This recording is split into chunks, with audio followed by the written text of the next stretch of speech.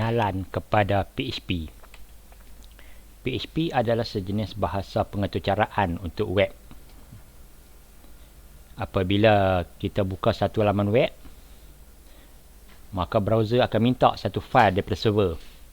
Kalau file tersebut jenis PHP, server akan proses dahulu. Hasilnya, outputnya akan dihantar kepada browser. Itu yang kita nampak. Biasanya programming kita buat untuk menyelesaikan masalah. Kita tengok satu contoh untuk memahami kenapa kita perlukan PHP. Katakanlah kita nak buat pengiraan untuk pinjaman. Pinjam RM50,000. Tempoh bayaran 5 tahun. Faedah setahun 4%. Ansuran bulanan sama dengan berapa? Sebulan berapa ratus kena bayar?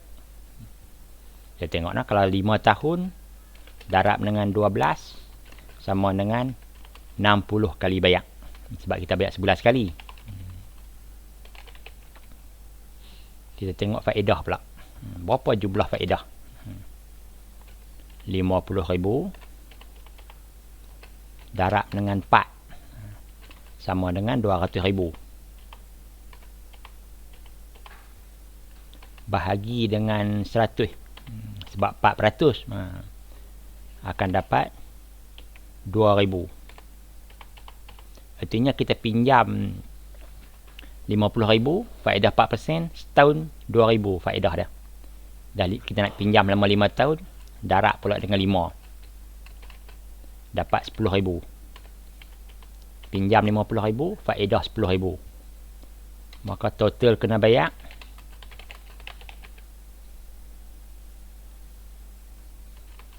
RM60,000. Kemudian bahagi dengan 60 kali tadi ni. 60 kali bayar tu bersamaan dengan RM1,000 sebulan.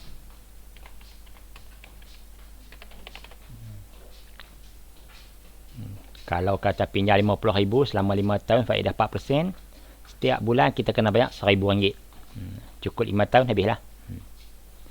Masalahnya ialah apabila tak jadi RM50,000 ni, kita nak pinjam RM40,000 ke, RM70,000 ke, tempoh bayaran akan berubah.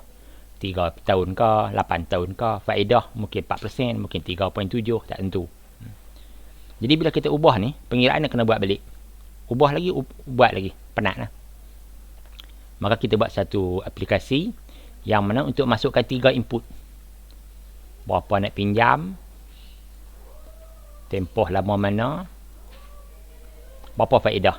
Isi 3 maklumat ni, dapatlah jawapan. Contoh ni dapat RM1,000. Kalau yang lain tak tahulah berapa ratus, berapa ribu nak kena dapat. Jadi kita mulakan dengan buat interface ni dulu. Untuk user masukkan pinjam, tempoh dan faedah.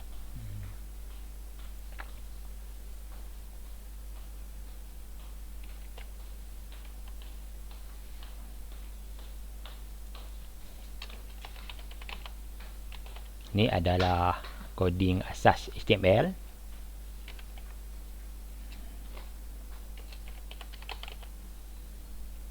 Okay, itu pinjaman, form. Dia akan pergi ke index jugalah. File ni sendirilah akan proses pengiraan tu. Sebab kita nak papar balik di situ juga. Ini guna table nak susun dia. TR, TD kali 2. Jumlah pinjaman. Input. Type sama dengan number. Name sama dengan pinjam. Berapa yang nak pinjam?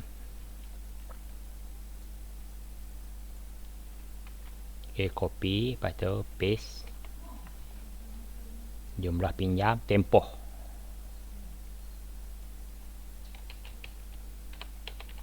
Tempoh bayaran. Tempoh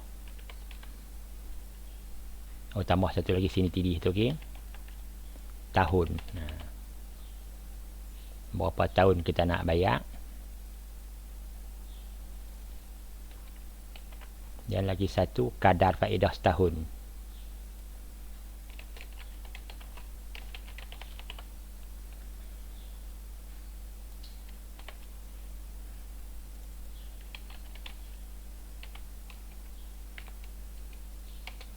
Sini satu saja lagi untuk bos 50%. Faedah ni dia mungkin dalam bentuk perpuluhan. Jadi kita kena bos type pula step. Step sama dengan any.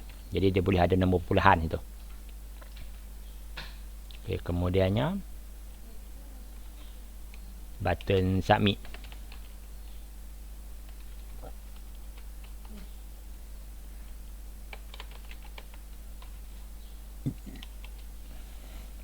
Okey, yang ni untuk form dia.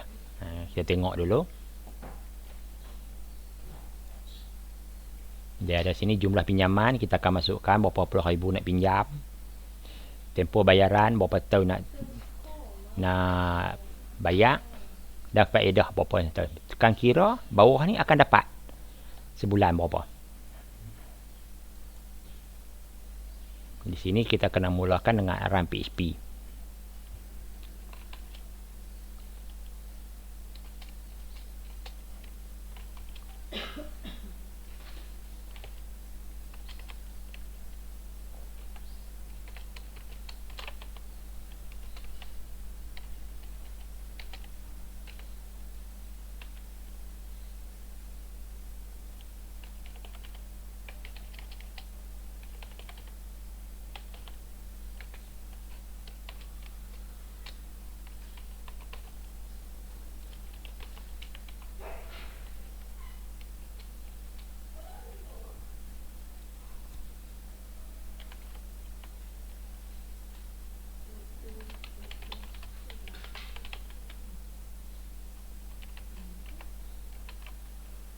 Okey, ni kita tak buat apa-apa lagi. Cuma kita nak test ni. If is set. Is set ni kalau submit form tu. Kalau first time buka ni, bawah ni tak ada lagi. Tapi bila kita dah isi jumlah pinjaman, kita dah isi dah tempoh, kita dah isi dah faedah. Bila klik kira, dia akan keluar bawah ni. Bayaran sebulan sama dengan RM berapa. Jadi bawah ni timbul selepas klik submit. File masih file index.php jugalah. Okey, di sini kita nak akan buat pengilaan dia. Mula-mula sekali satu variable akan dapatkan bulanan dia. Dia mula kosong dulu, tak tahu lagi berapa.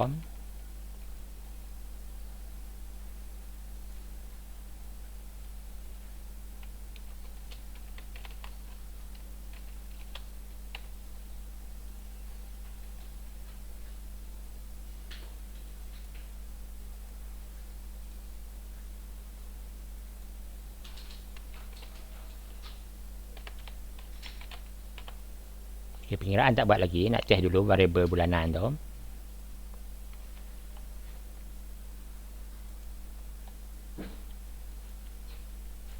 Buah apa-apa tak kisah lagi. Kita akan naik sini lah. Jumlah dia. Okay, seterusnya barulah kita nak buat pengiraan. Okay, mula-mula yang dihantar ada 3 benda. Iaitu pinjam, tempoh dengan faedah.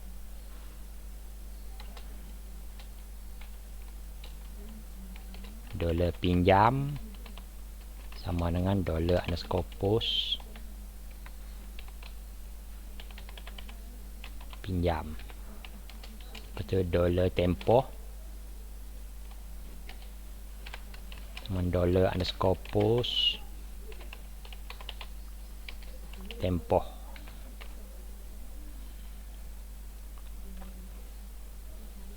Dan last sekali faedah.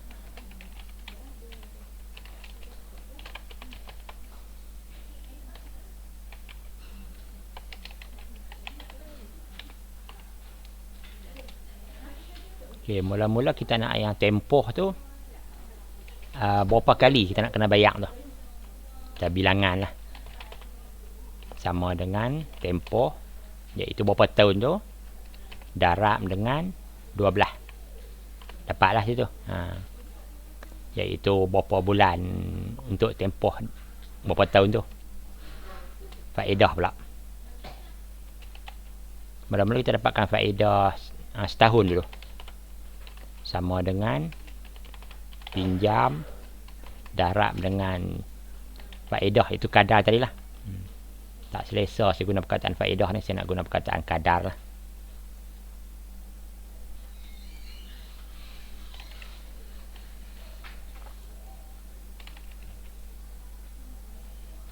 Faedah setahun sama pinjam darab kadar bahagi dengan 100.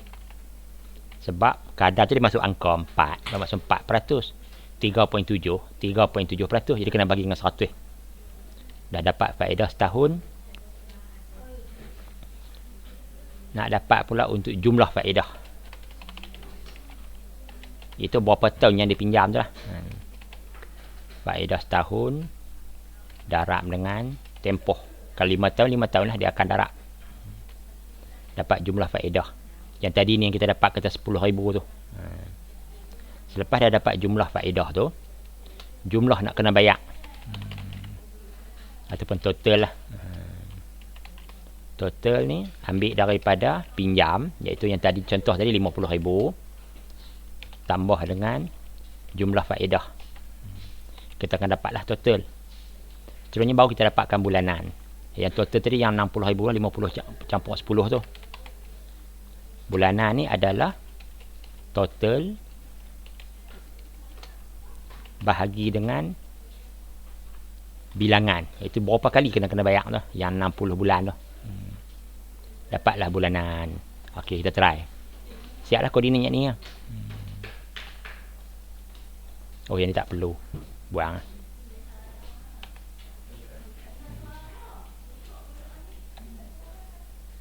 Jumlah pinjaman 50. 0, 1, 2, 3. Tempoh bayaran 5. Faedah 4. Klik kira.